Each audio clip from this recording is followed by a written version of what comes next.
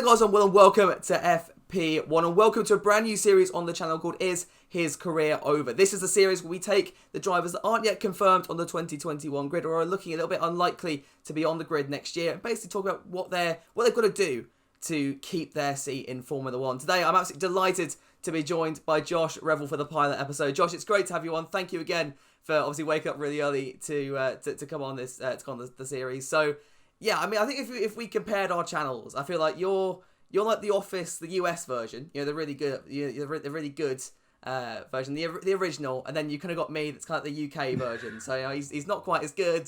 You know, the jokes haven't really got the same comedic timing, but yeah, I mean, you've been on the channel before a few months back. I think, you know, we've doubled in subscribers since then. So for anyone that doesn't know who you are, although I imagine most of the guys that watch and do, just kind of tell us a little bit about what you do on your channel and the kind of things you get up to. Yeah, basically just make videos about Formula One and make jokes about the stuff that I make about Formula One. Some of them land, some don't, but yeah, all the niches that go into Formula One and the like. And as a result, I've got a following that's making my phone go off every 2 seconds. So we're here today to talk about Romain Grosjean in particular. Now, Romain, he's an interesting character. You know, he's been in the sport for since 2009. That's 11 years. It's a long time. And yeah, obviously he had that period, you know, 2010, 2011, where he wasn't on the grid. But you know, I mean, I'm hoping that it doesn't get interrupted by thunderstorms. But that's quite a good metaphor, I think, for Grosjean's career. He's had that thunderstorm above his head since that 2012 season, and obviously the antics that went on then. So, kind of, if we just take Grosjean's career up to now, how would you sum that one up? I mean, just topsy-turvy, really. You know, there's been some very, very good moments, and then there's just been really just awkward, weird moments. I mean, someone summed it up perfectly. Like, he is the most frustrating person on the grid, and he is. You know, just relative inconsistency. I think anybody that actually has a proper opinion of the guy knows that he has speed, but it just doesn't seem to be able to convert sometimes. And, you know, you take instances like Spa 2015, where there was a heck of an event, but it's followed by 5 bad ones. And I think that's basically how it sums up Romain's career, you know? He is the most frustrating driver on that grid. Yeah, and you know, you bring up Spa 2015. That for me is probably one of his best performances. You know, he's in the Lotus that's, let's be honest, shouldn't be anywhere near the front of the grid. It was in Lotus's dying season before they transitioned over to Renault for 2016, and he got that car on the podium. And yeah, okay, he was helped by, I think, the late tyre failure of Sebastian Vettel, but you know, he still showed that he's got pace. But you know, something since then, obviously he moved to Haas for 2016, and he's been there ever since. You know, it's not really, we've not seen him come back to that peak, at least not for at least a couple of years. And you know, we think back to 2018, where he had some really silly incidents. The one in Spain is the one I think that stands out to most people. Crash into the safety car as well, and then you've got 2019, where he managed to add to that list of incredible feats and crash in the pit lane, having not even got out onto the track. So we get to this year, and I almost feel like we've seen a bit of Grosjean from 2012 in a way, the way that he was defending at the British Grand Prix against Carlos Sainz, against Daniel Ricciardo. And that's obviously, for a driver that's head of the Grand Prix Drivers Association, that's not really the standard that you want to be setting on track, is it? So how would you take Grosjean's season so far this year? And, you know, how do you feel like he's done? Well, I mean, obviously there was the antics at the, was the British or the 70th anniversary, whatever the heck that name is, Grand Prix. Which one was it? Was the first or second race where he was defending as though the fate of the planet Earth, God Almighty, depended on it? That was some vigorous defending, and you know, there's sort of, it's a double-edged sword to that one. Actually, he was doing well for the time, but the defending was ridiculous, you know. And eventually, he was given the black and white flag, and he still continued to do it. And over the course of the season, it's mainly been sort of K-Mag performing better than what Romain Grosjean's doing. Like, for example, Hungary. There was a standout performance by K-Mag, whereas Grosjean was sort of down the tail end of the field. I think so far, Grosjean, he's not a bad driver. Let's just get that out of the way. He's not a bad driver, but just because just because someone was doing well in 2013, 2015, doesn't mean they get a free pass whenever they're doing bad in another season.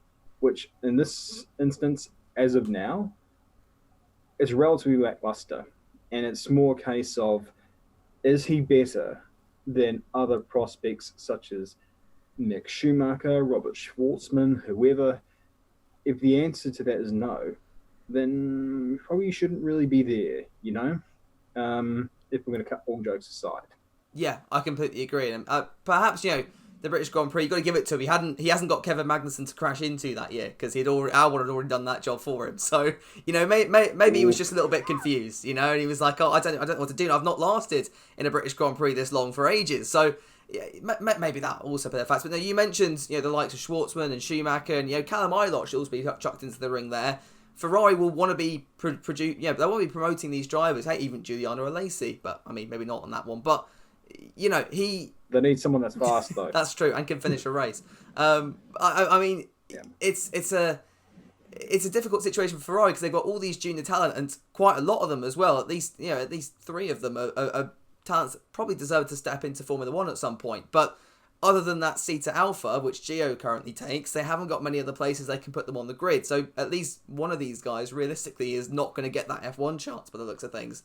And when you've got drivers like Grosjean and maybe Magnussen as well to a degree that are kind of holding up seats in the sport, and it kind of makes you think like F1's going to be the top 20 drivers on the grid, and does really Grosjean fit into that category anymore? Like you said, yes, he did really well in 2013, 2015, but that was a long time ago. That was 5 years ago now that he got his last podium, and there have been flashes of brilliance at Haas, but we've not quite seen Grosjean at his best. I put a video out a few weeks back. And I basically said that his peak really, I think, was, about between 2011 and 2013. And half that time, it wasn't in F1. He'd been promoted back to GP, or demoted back to GP2. So, I guess my next question to you, Josh, is, for the rest of the season now, what has Grosjean got to do if he wants to stay on the grid for another year? Beat Magnussen. It's simple as that, And, I mean, people will say, oh, he's got a crap car and everything like that. That's... doesn't matter in the grand scheme of things. Charles Leclerc didn't have a good car in 2018. Well, didn't have a great car anyway. It's about your performance relative to your teammate, obviously, and that's something that I touch upon with a lot of other drivers who I critique. For example, Lance Stroll. He 3 years of nothing, and that's where I drew my comparisons from. It's like, well, here's 3 years where I'm not caring about the overall results. I'm caring about how he was relative to his teammate. And if you look at him, I mean, this is as big a... Okay, I'm not going to go any further. I've done too many Bill Cosby jokes, and this thing will get you demonetized. But you get the point. And basically, it's like how you do relative to your teammate is, your barometer. And so if Haas have a situation where they're going to bring in a new driver, Ferrari are sort of in the air a little bit and say, look, we got these junior drivers here. We need an extra seat available for one of these guys to come through.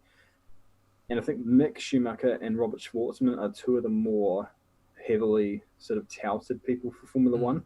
Callum Ilott is there, of course, but I personally think that Ferrari will be leaning more toward the Rusky and the spawn of the loins there. So, like in that regard, they'll probably go toward the Alpha seat, which is more directly toward Team Fiat, whereas Haas is merely sort of customer with regard to engines, not necessarily something where they can easily say, we need this driver in there, bang. But if it were to happen and there were to be a vacancy next year, which would be taken up by one of those junior drivers, then Haas would say, okay, look, there's one seat in here next year. We've got to choose between the 2 of you. And if Grosjean doesn't outperform Magnussen this year, what do you think they're going to do? Gunter's not going to go there and say, well, Romain, he did better than you. So maybe I don't know. I don't know, Kevin. You You smashed my door, so maybe that's good for you. Seriously though, you're gonna have to choose between who has been the better driver of the year. Mm. And in this instance so far, you'd have to say Magnussen's doing the better job of the year, and you'd have to run with him. Yeah, I think I completely agree. Could kind of going off topic a little bit, but could you see a situation where Haas completely change their driver lineup for next year with the likes of someone like Hulkenberg or maybe even Sergio Perez being on the market? Sebastian Vettel could be another name if he doesn't choose to sign with Racing Point or Aston Martin or Pink Mercedes, whatever you want to call them. But could we see a situation where we an all new lineup for Haas in 2021? Well, if they do that, if Haas bring in a new lineup, there's got to be a reason for it. The two drivers they have right now, they've been with the team for a while, so they know what's going on with the team, the ins and outs of it, the car, how about it would perform, little intricacies, blah, blah, blah, all the things that go into it. So if you're going to bring in a new driver, and a new driver lineup, rather, you're going to need an aim for that driver lineup. You're going to need an experienced head and a young person to take over, because generally, if you put in two rookies, it goes haywire. So in this instance, there's a bit of back and forth in regard to whether or not Perez is out or whether he's in or whatever. Personally, I don't think Racing Point should really change their driver lineup, for as much as everyone loves Vettel and however great he was from 2009 or even before then, from his debut to 2013, and in the years from 2015 to 2017, there's been too many mistakes lately from him, and irrespective of whether the car is there for him or not, I don't know if it's something that Haas, who don't have a good car right now, I don't know if it's something that they didn't necessarily want to risk here, especially given the last few years of poor results. They need someone who will affirmatively go in there and Jim Clark it. Basically, it doesn't matter how difficult it is to drive. It doesn't matter whether the rear is swinging out sideways or whether it's stable. You need someone there that's going to give affirmative feedback in regard to how to make it better. So in that regard, you get an experienced head, whoever it is, whether it's Checo or Bottas or someone who was within the realms of possibility to acquire, but obviously not too expensive, like the likes of Lewis Hamilton. Lewis Hamilton in the Haas is about as likely as Alessio Deleta winning the Formula One World Championship. But, you get in the young driver. I think someone like Robert Schwartzman could be good, because he heavily reminds me of Alain Prost. Even if he isn't the fastest person on the day, he's just going to get those points. And that's what Haas need. But, again, it all comes back down to, we talk about experience. Well, Grosjean and Magnussen have that. Magnussen has 6 years. Grosjean has, what is it? Basically 8 years, is it? Rough, 8 or 9 seasons. Just now? A wild guess. Yeah. So they both have experience and they know the team. So that's why, really, I think Haas probably should look for that new driver. They need something new there. They need young blood. They need an exciting prospect. And, I definitely see Magnussen as being that, whereas Grosjean, I really like the guy. Haven't got a cookbook, I will. But at the end of the day, it doesn't matter where you were before. It's about where you are now, and where he is now is nowhere near where we know he can be, which is pity. But yeah, that's Formula One for you, really.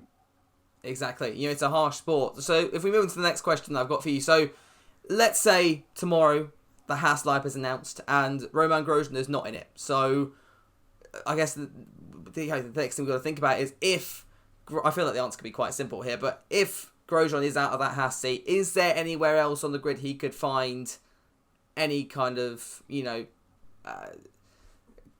could he stay on the grid, basically? I think Alpha's in the other seat that I could realistically see him going to, and even then, would Alpha need him? No, and there's better drivers out there. That's my take on it. But is there another team that you could see Grosjean ending up in, even if it's not as a race driver role, perhaps as doing a Kubica and staying in like a reserve role, something like that?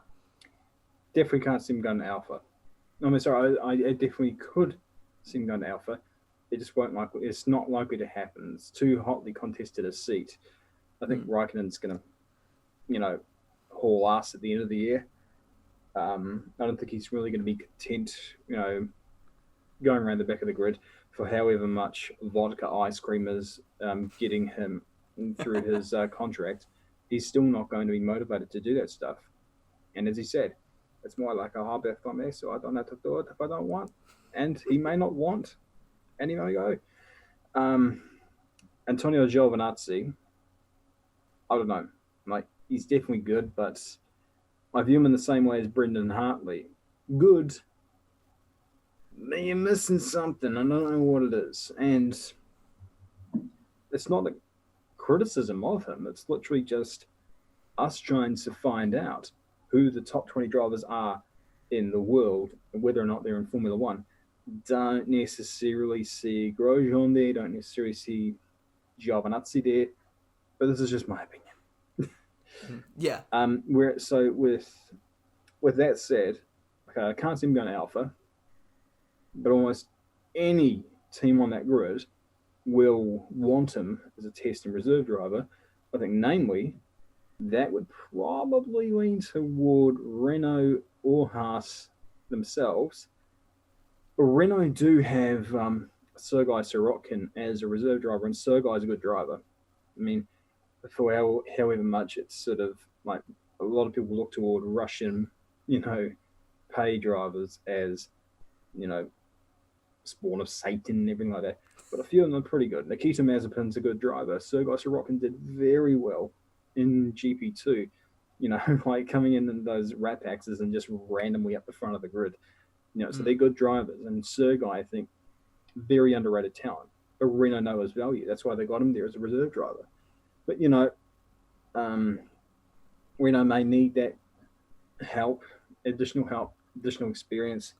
And, of course, having him as a reserve driver role, especially in these times, it could prove valuable.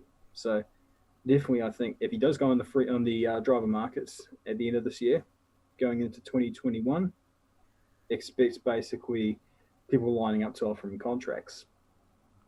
Yeah, and I think, go back to, I think it was last year, I think he was one that suggested going back to Melbourne spec on the 2019 car, and that was something that Kevin hadn't thought of, and I think partly that was kind of what led Haas to kind of put their faith into him for this year. So I think you're right, Haas would be a very good option for him. Renault, he's also got the French links as well, he's a French driver in a French team, even if it's not in a race driver capacity.